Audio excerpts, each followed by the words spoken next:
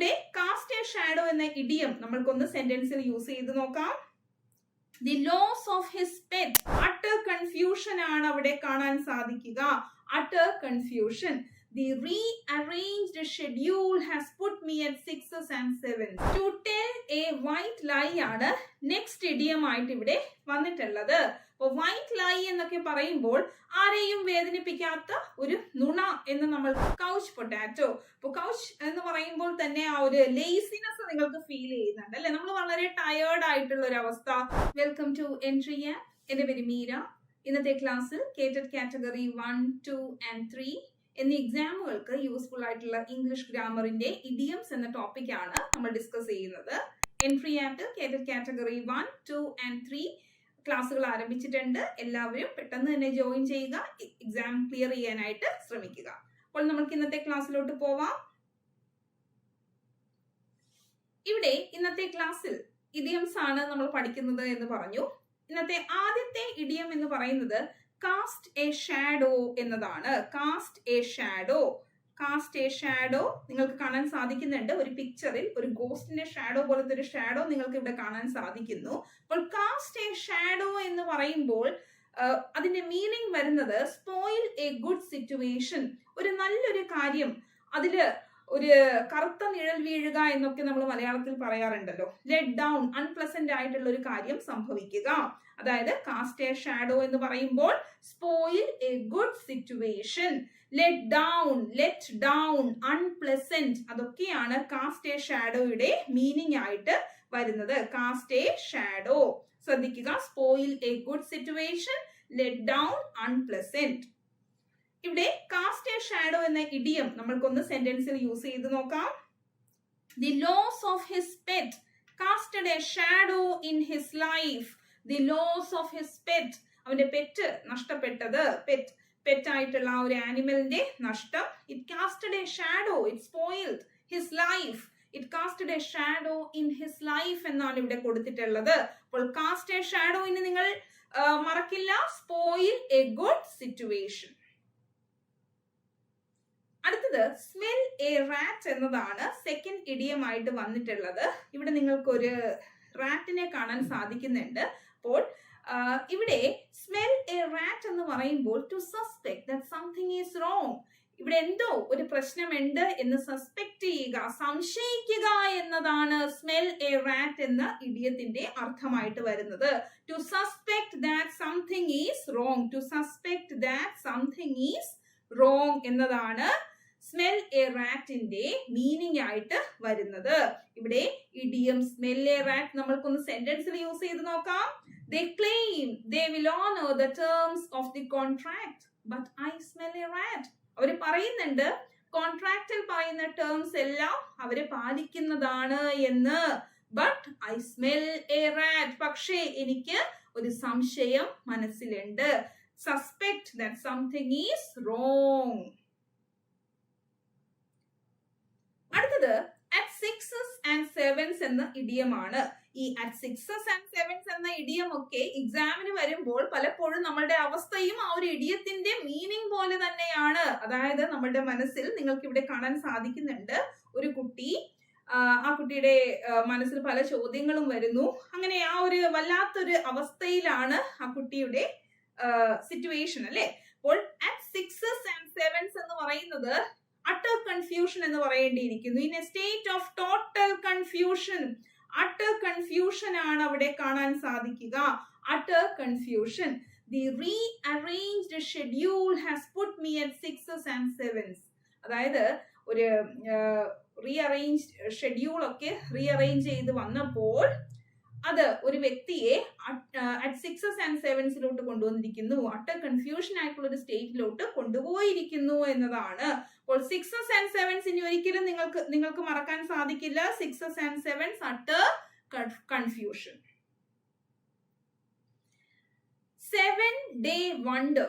7-day wonder ആണ് next നമ്മൾ നോക്കാൻ പോകുന്ന ഇഡിയം. അപ്പോൾ 7-day wonder എന്ന് പറയുമ്പോൾ അത് ടെമ്പററി ആണ്, 7 ഡേയ്സിന് വേണ്ടിയിട്ട് മാത്രമുള്ളതാണ് എന്നൊരു ക്ലൂ നമ്മൾക്ക് അതിൽ നിന്നും കണ്ടെത്താൻ സാധിക്കുന്നുണ്ട്. അതായത് generates interest for a short period. Interest generate ചെയ്യുന്നു, അത് എന്നേക്കുമായിട്ടുള്ളതല്ല, for a very short period, for a very short period. അപ്പോൾ ഇവിടെ അതിന്റെ ഒരു സെന്റൻസ് യൂസേജ് നോക്കുക. My son's interest in music is likely to be another 7-day wonder. എന്റെ മോന്റെ അതായത് ഇൻട്രസ്റ്റ് ഇൻ മ്യൂസിക് അത് ഒരു 7-day വണ്ടർ പോലെയാണ്, അത് ടെമ്പററി ആണ്, അത് എന്നേക്കുമായി നിലനിൽക്കുന്നതല്ല എന്നതാണ്, അത് കുറച്ച് നാളത്തേക്ക് വേണ്ടി മാത്രം ഉള്ളതാണ്. അപ്പോൾ 7-day വണ്ടർ എന്ന് പറയുന്നത് which generates interest for a short period. To tell a white lie ആണ് നെക്സ്റ്റ് ഇഡിയം ആയിട്ട് ഇവിടെ വന്നിട്ടുള്ളത്. അപ്പൊ വൈറ്റ് ലൈ എന്നൊക്കെ പറയുമ്പോൾ ആരെയും വേദനിപ്പിക്കാത്ത ഒരു നുണ എന്ന് നമ്മൾക്ക് വിശേഷിപ്പിക്കാൻ സാധിക്കുന്നതാണ്. A lie that doesn't hertz, a lie that doesn't hertz എന്നതാണ് അതിന്റെ മീനിങ് ആയിട്ട് വരുന്നത്. A lie that doesn't hertz. അപ്പോൾ ഇവിടെ ശ്രദ്ധിക്കുക, he told a white lie as his excuse for missing the party. അപ്പോൾ ഇവിടെ ഒരു വ്യക്തി ഒരു വൈറ്റ് ലൈ, ആർക്കും ബുദ്ധിമുട്ടുണ്ടാക്കാത്തൊരു നുണ പറയുകയാണ്. അതായത് അദ്ദേഹത്തിന് പാർട്ടിയിൽ എത്തിച്ചേരാതിന്റെ കാരണമായിട്ട് ഒരു വൈറ്റ് ലൈ പറയുന്നു. വൈറ്റ് ലൈ എന്ന് പറയുമ്പോൾ ഇനി ഒരിക്കലും നിങ്ങൾ അത് മറക്കില്ല. Lie that doesn't hurts. അടുത്ത ഇഡിയം ശ്രദ്ധിക്കുക, to paint the town red. To paint the town red എന്ന് പറയുമ്പോൾ നമ്മൾ ഓർക്കേണ്ടത് ഒരു പാർട്ടി ടൈം, സെലിബ്രേഷൻ മൂഡ്, അങ്ങനെ ഒരു സംഭവമാണ് നമ്മളുടെ മനസ്സിൽ വരേണ്ടത്. To go out and enjoy yourself, to go out and enjoy yourself. To paint the town red means party time അല്ലെങ്കിൽ സെലിബ്രേറ്റ് ചെയ്യുക എന്നതാണ് അവിടെ ഉദ്ദേശിച്ചിട്ടുള്ളത്. Let's go dancing tonight and paint the town red എന്ന് പറയുമ്പോൾ to paint the town red means party time അല്ലെങ്കിൽ celebrate.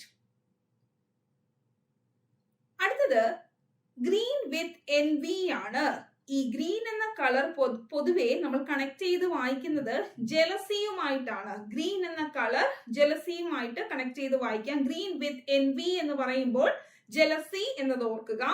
ഇവിടെ green with എൻവി എന്നതിന്റെ സെന്റൻസ് യൂസേജ് നമുക്ക് നോക്കാം. നിങ്ങൾക്ക് ഈ ഒരു പിക്ചർ ഇമോജി ഇവിടെ കാണാൻ സാധിക്കുന്നു. Her new dress makes me green with envy. അതായത് മറ്റൊരു വ്യക്തി ഇട്ടിരിക്കുന്ന ഒരു ഗ്രീൻ ഡ്രസ് കണ്ടിട്ട് എന്നിൽ ജലസി ഫീലിംഗ് വരുന്നു എന്നതാണ് ഈ ഒരു സെന്റൻസിൽ സൂചിപ്പിച്ചിട്ടുള്ളത്. I'm green with envy. Sweep under the carpet. Sweep under the carpet എന്ന് പറയുമ്പോൾ നമ്മൾ പൊതുവെ നമ്മളുടെ വീട്ടിൽ പെട്ടെന്ന് ആരെങ്കിലും വരികയാണ് എന്ന് വിചാരിക്കുക, നമ്മൾ ഓരോ കാര്യങ്ങളും പെട്ടെന്നൊക്കെ അടുക്കി പെറുക്കിയൊക്കെ വെക്കാറുണ്ടല്ലോ. അപ്പോൾ നമ്മൾ സ്വീപ്പ് അണ്ടർ ദി കാർപ്പറ്റ് ഒക്കെ ആ സമയത്ത് ചെയ്യാറുണ്ട്. Sweep under the carpet to hide a problem അല്ലെങ്കിൽ കീപ് ഇറ്റ് സീക്രട്ട് എന്നാണ് സ്വീപ്പ് അണ്ടർ ദി കാർപ്പറ്റിന്റെ മീനിങ്. അപ്പോൾ നിങ്ങൾക്ക് സ്വീപ്പ് അണ്ടർ ദി കാർപ്പറ്റ് നിങ്ങൾക്ക് ഇവിടെ കാണാൻ സാധിക്കുന്നുണ്ട്. ഇവിടെ ആ ചുവര്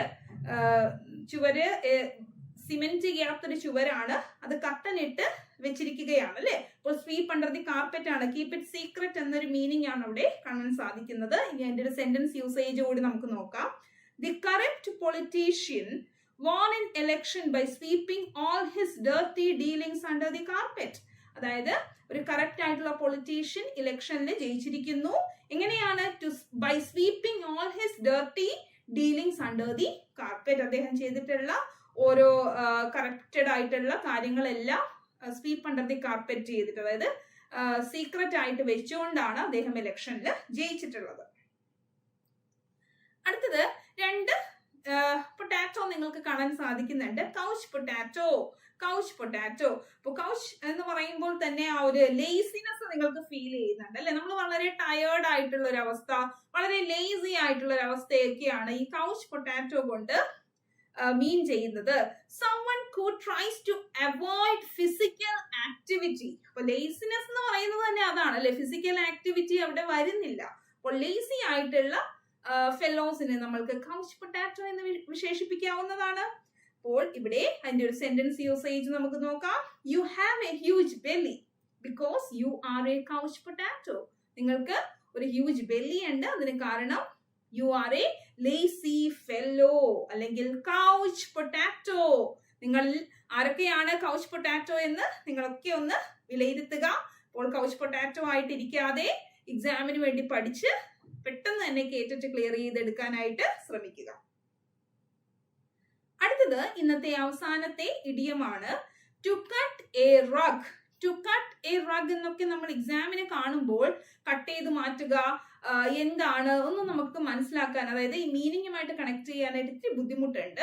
ടു കട്ട് എ റഗ് എന്ന് പറയുന്നത് ടു ഡാൻസ് ആണ്. ടു ഡാൻസ് എന്നതാണ് ഈ ഒരു ഇഡിയത്തിന്റെ മീനിങ് ആയിട്ട് വരുന്നത്. ഇതിന് നമുക്ക് സെന്റൻസിലെ യൂസേജ് നോക്കാം. He can cut the rug on the dance floor. He can cut the rug on the dance floor. അപ്പോൾ he can cut the rug എന്ന് പറഞ്ഞാൽ he can dance well. He can dance. To cut a rug നെ നിങ്ങൾ മറക്കുവോ? To dance എന്നാണ് എന്ന് ഓർക്കുക. To dance.